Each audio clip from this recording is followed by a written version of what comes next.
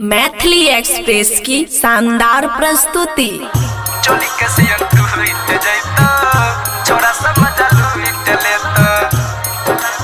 खुशी recording studio बलुआहा।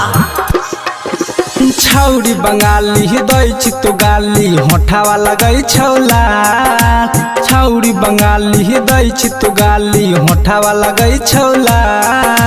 लाल नमरिया उठा दे घंगरिया मिल जाइतो गेराम चली कसियन टूट जाइतो छोड़ा समझ लूट लेतो चली कसियन टूट जाइतो छोड़ा समझ लूट लेतो। छौरी बंगाली हृदय चित्तो गाली होठावा लगई छौला। छौरी बंगाली हृदय चित्तो गाली होठावा लगई छौला। लाल नमरिया उठा दे घंगरिया मिल जाइतो गेराम चली कसियन टूट जाइतो छोरा समझ लूट लेतो चली कसियन टूट जाइतो छोरा समझ लूट लेतो।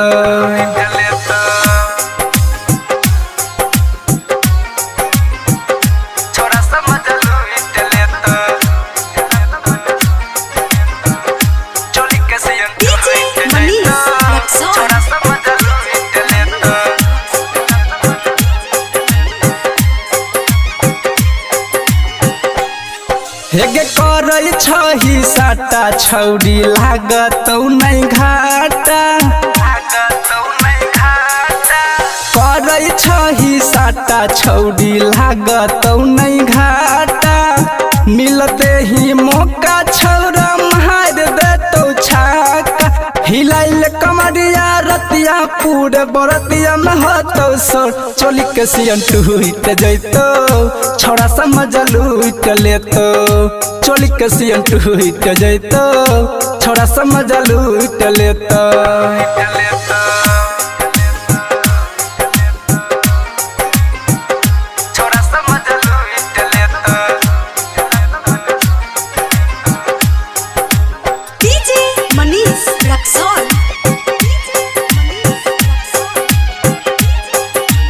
खुशी रिकॉर्डिंग स्टूडियो बलुआहा।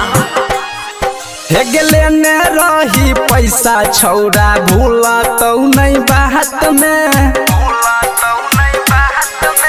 लेने रही पैसा छौरा भूला तो नहीं बात में।